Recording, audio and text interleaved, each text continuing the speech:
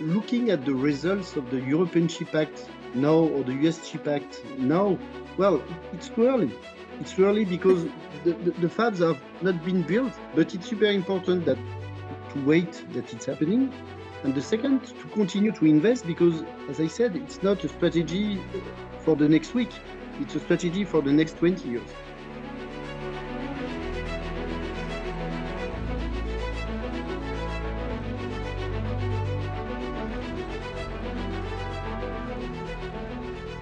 Hi, Jean-Christophe. How are you? Very well, thank you. Always a pleasure to discuss with you. Thank you. Okay, we have a guest today, Jean-Christophe Eloy. He is the founder and the president of Yole Group in Lyon, France. And the reason why I decided to talk to Jean-Christophe is I think we are at a very interesting kind of juncture to take a look back on the CHIPS Act that has started both in the United States and Europe, while what the Western pundits have thought about China 3 years ago after China's big funds funding a lot of chip production in China. So I would like to bring everything into the context. Jean-Christophe, you just came back from China. Let's start from there because I think the situation in China in terms of how the Chinese semiconductor industry has grown over the last 3 years was nothing that Western pundits had predicted 3 years ago, right? What do you say? Yeah, so I think we have to look at a different point of view. Okay.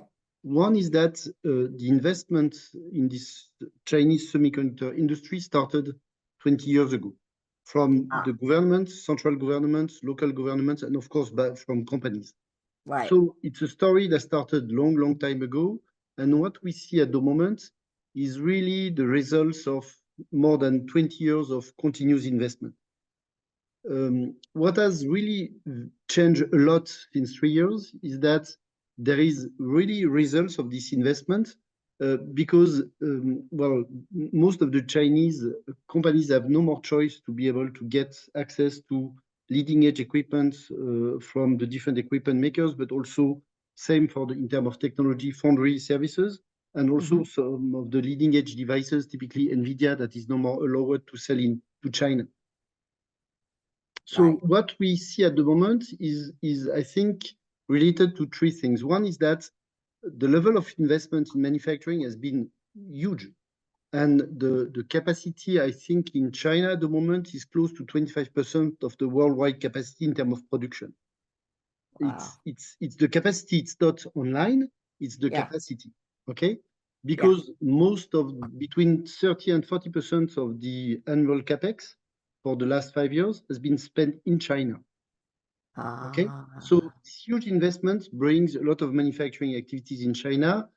It's not leading edge. Most of it is linked to nodes related to power devices, to microcontroller, and so on, which is far below 14 nanometer. In terms, well, above 14 nanometer means not leading edge technologies. Right. And this industrial manufacturing is going online and developing very fast.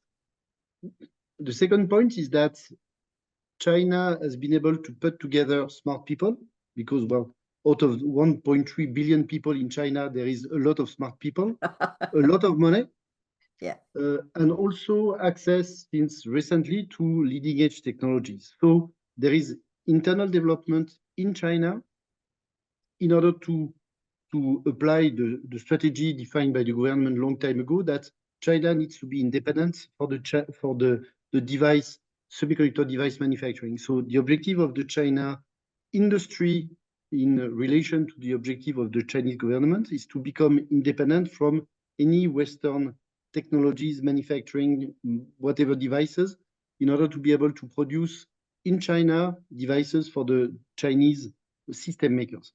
Right. Okay. And all of that has been heavily accelerated with the start of the US policy against China that started with Trump 6-7 years ago. I think it was 2017, something like that. That's right. With the first restriction of export to China. So since that moment, the agenda of the Chinese semiconductor industry in fact, they try to move much faster than they were expecting in order to be able to get access to the device, to the equipment, to the materials that is needed in order to be able to manufacture what they want to manufacture, which is standard semiconductor devices, so a mature process, but also leading edge technologies. So all of that together means that the race in China started a long time ago, but has really accelerated in the last 7 to 8 years related to the US restrictions. And what we see at the moment is the results of all of that. That means that 7 nanometer is available in manufacturing in China. 5 nanometer is under development using what they have in their hands, but it will be in production certainly next year. There is multiple equipment makers, Chinese equipment makers that are developing etching technologies, deposition technologies, lithography, and so on, which are clearly well below in terms of spec and performances what the Western companies, ASML, Applied Materials, Tokyo Electron, Lam, KLA are providing, but they are catching up regularly. And they have step by step a protected market in China that is extremely important. Yeah. And in the same way, at the design level and the IDM, so the device maker level, there is a very significant increase of the production of the memory maker, CXMT, YMTC, but also of the foundry, SMIC, also of RF devices with Maxent, also with Huawei and the multiple subsidiaries of Huawei that are targeting the type of device that the company needs, and so on and so on. So a very strong increase of this production, still at low level, because we are talking about, I think this year it will be 10-12% of the worldwide production that will be in China, but it's increasing. And the capacity, as I said, we are more in the 20-25% capacity that has been installed in China. So we will see step by step a catching up of this Chinese production as a result of these 20 years of investment and the acceleration in the last 7 to 8 years. But it's very important to understand that it's a long-term strategy. Right. It's not for an overnight winning on some business. It's establishing an infrastructure, an industry to be able to support the Chinese evolution at system level for the next 20 years. Yeah, that's interesting because over in the West, when the political wind sways one way or the other, people really don't stick to the policy they created a few years ago, right? But China can afford to play the long game, as you said, as long as 20 years. Exactly. And this is really one of the main directions. So looking at the results of the European Chip Act now or the US Chip Act now, well, it's too early. It's too early because the fabs have not been built or are about to be built. Exactly, yeah. All the production infrastructure will be in place in the next 2 to 3 years. So we are in the process of having the output of such investment supported by the US government and the European government. But it's super important that to wait that it's happening. And the second, to continue to invest because, as I said, it's not a strategy for the next week. It's a strategy for the next 20 years. Yeah. And it's super important to keep investing on that because the lack of manufacturing in US for semiconductor devices is very important. The US is designing more than 50% of the US of the overall semiconductor market, but producing maybe 12% of it. Yeah. In Europe, the level of production is limited and the design also is limited. Japan is better in terms of production, but still a small number of players. So you see that this evolution where Taiwan is really the structure at the moment that is producing for everybody, China rising very strongly, US looking at catching up in terms of manufacturing, and Europe trying to find its way with its markets linked to industrial, telecom, and automotive. Well, there is an evolution around that. But this evolution needs to be evaluated not every week, every month, every quarter, every year. Needs to be evaluated on years in front of us. And we are really talking about 20-year strategy. Right. And yet there is a fundamental difference, Jean-Christophe, because I think you are the one who told me last time you and I talked, China does have an unfair advantage in terms of the national government or the local government can buy you the land and also facility to bear the major burden of building fabs in China, whereas the West, that's where all the money is going rather than developing technologies, no? No, yes, the rules are different in China. So, well, it's not a secret. There is a strong competition between the regions in order to host manufacturing capabilities. And so the national government, the local governments are able to provide lands to help to finance the buildings, help finance all the infrastructure, including the capex, in order to bring in companies with manufacturing capabilities. Right. So this is clearly a strong advantage of China compared to the other countries. First point.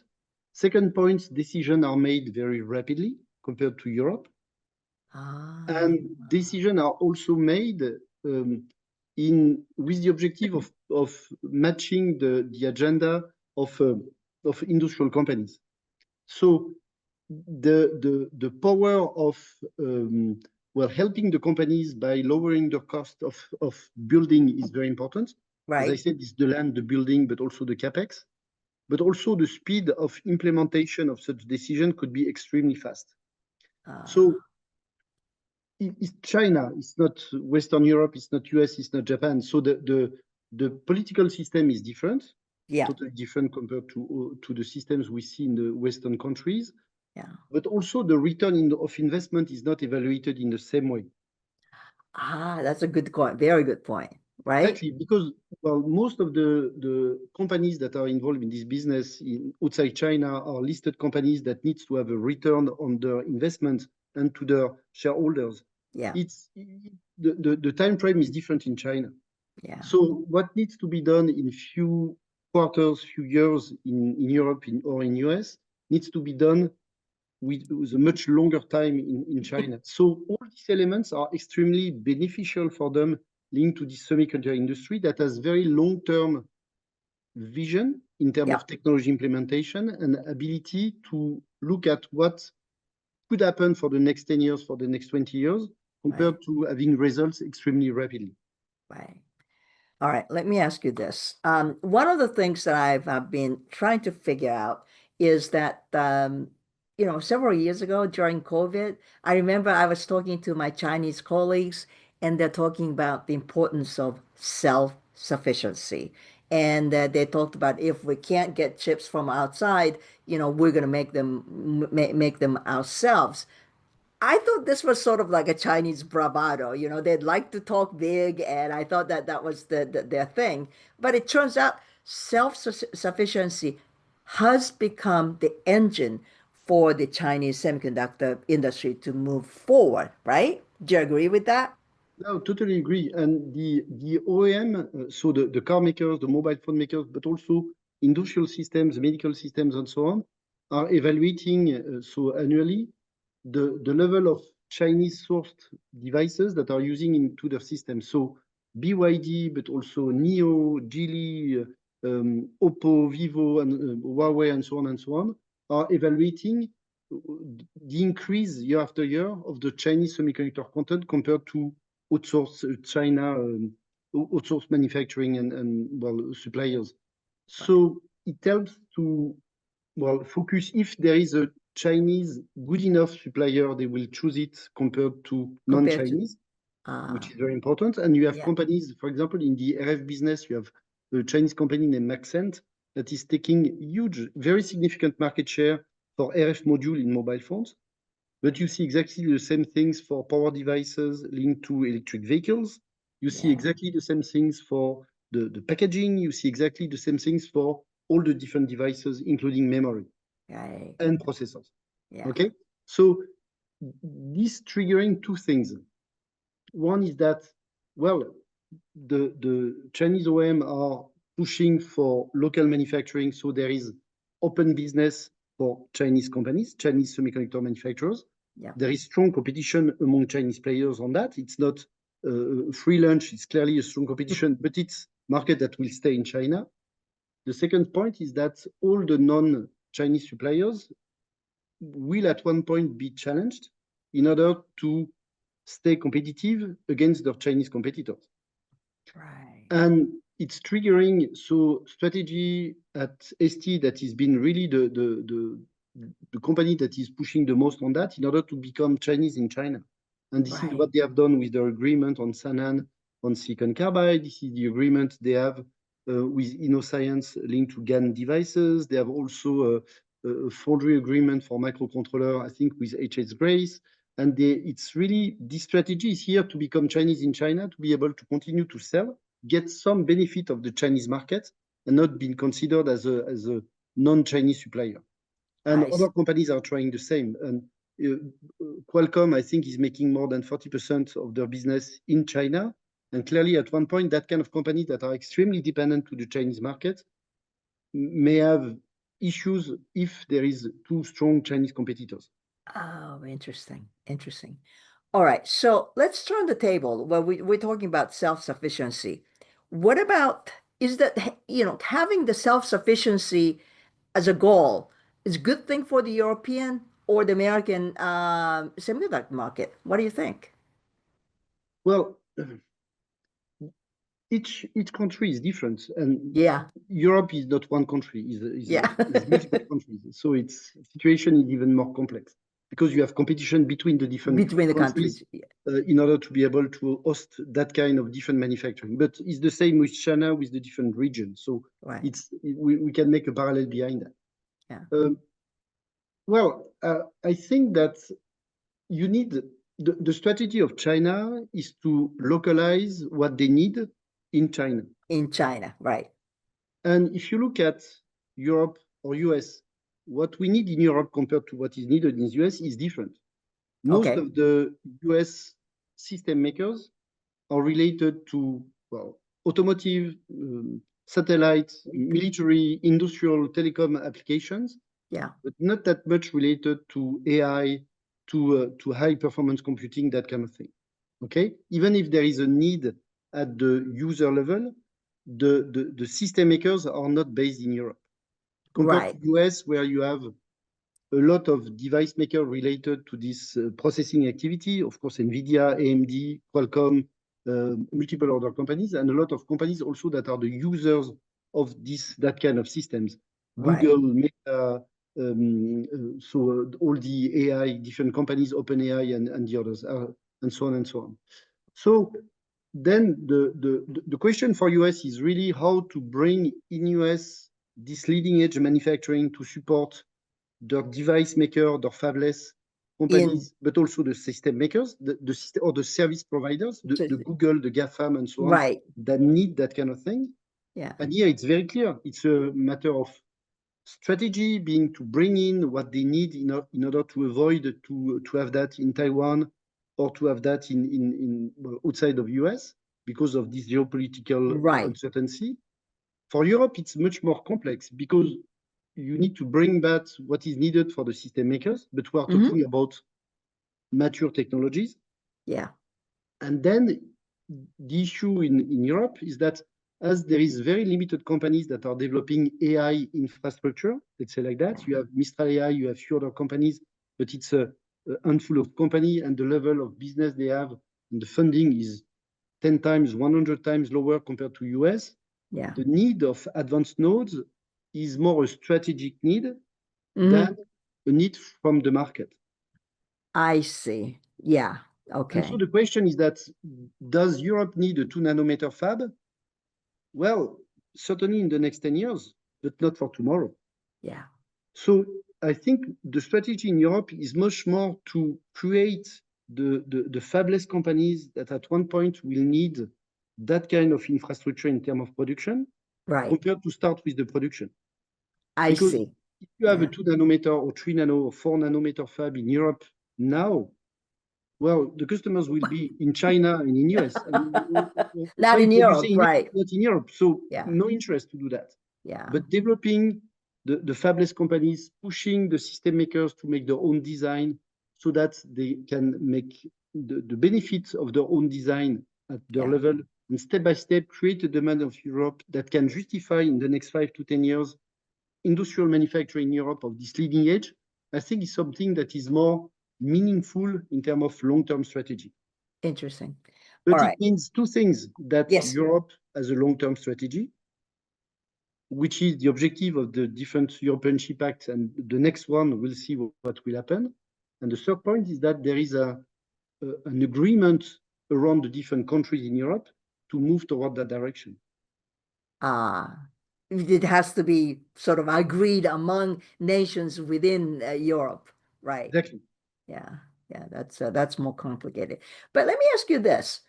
Now that we're talking about Europe, the recent announcement by the Dutch government to take back the control over Nexperia, now owned by Chinese, it's a bit of a head scratcher because Nexperia was not exactly leading edge technology chip company, right? It's a standard products that they have been making that was spun out of the NXP. So tell me about, do you know anything about why Dutch government made that move and what is the consequences that are we seeing in the market? Well, first, I think let's start with more historical aspect. In the Okay. last 3 years, you have 3 companies that were under Chinese ownership that moved to European or US ownership. So one has been the Newport wafer fab that was owned by Nexperia. Right. And the UK government turned that to, I think it's Vichy that has acquired the fab. Right. The French company named Omic that was making RF devices for high-end application was under Chinese ownership, and it has been acquired, pushed by the French government by a US company. Yeah. The company name is Omic. And the last one has been a decision of the Chinese owner. It was Silex in Sweden. That's announced a few weeks ago that they were now the majority investor were Swedish investors and no more the Chinese company that acquired them. So there is a movement of European-based companies under Chinese ownership that are changing the ownership, turning to European or US, either pushed by local government, France for Omic, UK for the Newport wafer fab, or by their own investor, like Silex in Sweden. And I think the reason around these changes is that there is at one point issues for these companies to get access to national funding, European funding. They have issues to get access to defense projects and so on and so on. And at one point, these issues are starting to be too significant and well, impacting their own business. At least this is my understanding. Right. Okay. Okay. The Nexperia push has been quite similar compared to what we have seen in UK with the Newport wafer fab, or in France with Omix, which is a government deciding that, well, this company needs to change the ownership because there is problems. Right. Well, it was a quite big surprise for us because Nexperia for me is making, okay, good devices for automotive, but nothing special, nothing that is going to defense or space application, nothing that is really strategic for Europe. Right. So there is certainly reasons behind that that are not known at the moment. The Chinese ownership is how can I say that?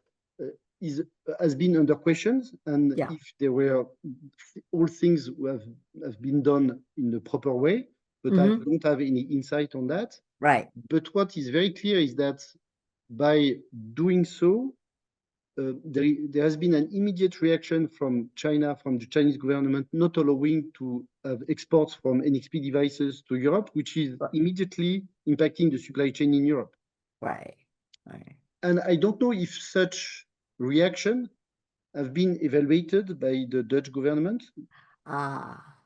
Unintended consequences.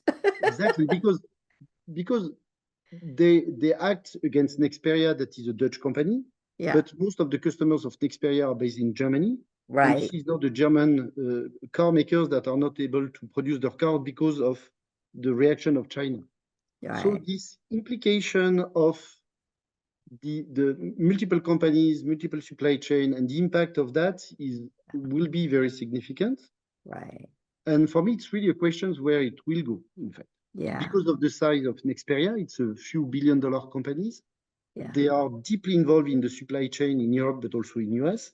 Right. And well, they have been on the US entity list since now 2 years because of their ownership with Wintech. So Oh, right. the That's right. problem, Yeah. Entity list. Yeah. the problem on the entity list was known since more than 2 years. Right. Why Right. the Dutch government is acting now and To the impact on that, but no idea on that. But clearly, the impact is very significant, yeah. both for the industry. That Yeah. means there is a signal to Chinese-owned company in Europe that, well, they may Yeah. have change of ownership Yeah. pushed by the government decision and Yeah. not pushed by strategic impact of their business. Right. And the second is that, well, when you're starting, it's like the castle you are building with playing cards. If you are moving one part, if it's too low in the castle structure, well, everything can fall. And it's really what we are discovering here. You know, I have actually one question about Nexperia. Well, it sounded like, they wanted to keep Nexperia's chips in being produced in Europe, but in fact, the packaging are done in China, Yeah, and that made it impossible for exactly. people. Yeah, right? And it's a lack of understanding of the supply chain. Yes, the wafer fab are in Europe. There is 3 wafer fabs in Europe. There is one in Germany, one in Netherlands, I think one in UK. Nijmegen, yeah, Yeah, right, yeah. in Nijmegen, yes, and Yeah. Hamburg, Nijmegen, I don't remember where in UK. Yeah. But the 2 packaging units are in China. So all the wafers are going back to China to be packaged and tested here before moving back to Germany, moving back to France or Italy. Yeah. And so the Chinese government is just able to stop that by very simply asking the company not to re-export the packaged and tested devices. Right. So it literally stopped the exporting. Right. Yeah. Exactly. So interesting. So making a policy, decisions actually required lot deeper supply chain knowledge in a way.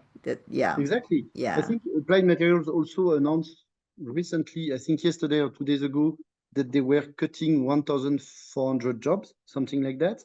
I get the news, I think, yesterday because Okay. of the decrease of the Chinese market. And so the impact Oh, of all these decisions on the Western companies, yes. European, but also US and also Japanese, is significant because China is a big Interesting. business. And at one point, Wow. if you're not able to export to China, that means there is a reduction of your sales, of Of course, yourself. and there is clearly an increase of the business potential for Chinese companies, even if they don't have products that are matching what Western companies are doing. They will do the best with what they have. Yeah. All right. So in closing, I think you already told me, but it's like I want to so kind of revisit what Europe will do next in terms of next version of CHIPS Act. Do you have any recommendations that you'd like to see? You already mentioned that you'd like to see more um, fabulous companies, pop up so that there will be installed market here in Europe. But what other recommendations would you have if you're asked by EC to, you know, I think consult it? Yeah. yes, I think there is different things that are very important. First point, if you want to have this leading edge manufacturing in Europe, you need to have leading edge design in Europe. And you need to have companies that are able to design chips at 3 nanometer, 2 nanometer, and have markets related to that. So this point, you need to develop that. You have few companies that are doing that, but I think it needs really to be increased in order to create the European market for these leading edge technologies. One point. Second point is that the industry, automotive, but also industrial companies in general, needs, well, standard manufacturing, front-end, and pushing to relocate in Europe front-end manufacturing of 14 nanometer and above. I think it's something that needs to be done. This is what TSMC has done in Germany, but more is needed in order to support the need of the automotive industry, which are very significant. And this is what the European Chip Act first version has been doing. And I think it's very important to continue. Okay. Nexperia case has also shown how important packaging is. Yeah. That means even if packaging is low value in terms of services, it's high value because if you don't have it, you have nothing. Right. It stops, right? Stops everything. And there is literally extremely limited packaging activities in Europe. So you have Amcor that has some operation in Portugal. You have few companies in the memory business that have their own memory module packaging. There is one in Berlin that has that. You have few initiatives, but it's extremely limited. And here, the complexity is to find the economical industrial equation in order to be able to have such packaging capabilities in Europe at cost that will be certainly different compared to Asian, but where at least you are paying, the customers will certainly pay a premium, but a premium to be able to get access to devices. And the Nexperia case show that, well, even if it's low cost in China, if you don't have access to low cost, you have no business. All right. And this part, I think, needs to be supported. So Europe has already some initiative behind that, but in the same way, long time investment needs to be done around that, and it's really, really important. Yeah. The last point is very important, is that even if, well, Europe is not in the leading edge technologies, there is strong developments related to silicon photonic, silicon carbide, a lot of new things that are emerging and being extremely important for data centers, for electric vehicles, and so on and so on. There is a very strong advanced substrate ecosystems also in Europe. All of these parts are present, are here to be developed, and there is a lot of business opportunities around that. Yeah. And pushing the emergence and the development of such companies and industrial manufacturing is extremely important because you have already the heart of the business that is in Europe, and it's really a matter of helping it to grow and grow faster. That's a very good point. I think a lot of pundits actually, sort of glam onto the leading edge NVIDIA type of chips production needed. But I think Europe is strong in some of those areas you mentioned, whether it's a SiC or GaN or even the photonics, right? I mean, it's a game changer. Yeah. Exactly. And it's really super important to push that. And well, Intel has decided to stop their investment in Germany, but instead of putting $10 billion in an Intel fab that should have been produced for Intel in US, putting $10 billion to support all this industry could make a very, very significant impact and much bigger impact, I think. Excellent. All right. Well, thank you very much for talking to us, and we'll talk soon. Thank you. It was very educational. All right. Thank you.